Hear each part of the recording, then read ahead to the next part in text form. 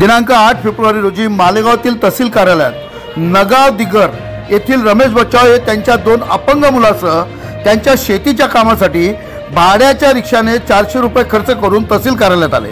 हे त्यांच्याशी चर्चा करताना मालेगाव येथील तहसीलदार नितीन देवरे यांच्या लक्षात आले। नितीन देवरे यांनी त्या व्यक्तीची आर्थिक व शारीरिक परिस्थिती लक्षात घेताच त्यांनी त्वरित त्यांना नगाव दिगर येथे गाडीने पाठवले। असा अधिकारी प्रथमच बघता त्या कुटुंबाच्या डोळ्यात आनंद अश्रू आले आणि माणुसकी जोपासणारे अधिकारी नितीन देवरे यांच्या रूपात आजही या जगात आहे याचा प्रत्यय त्यांनी स्वानुभवाने घेतला। तहसीलदार नितीन देवरे यांचे असे अनेक उदाहरणे माणुसकीचे। त्यांनी यापूर्वी अपंगांना इतरांना अशी मदत केलेली आपण बघितले। अधिकारीच्या रूपात खरोखर देवाचं रूप या कलियुगात अनेक माणुसकी जोपासणारा अधिकारी नितीन देवरे यांनी मालेगावात त्यांचं नाव लौकिक केलंय। बघूया सविस्तर। प्रबंधभूमी महाराष्ट्र न्यूजसाठी मालेगाव विभागीय संपादक हरीश मारू।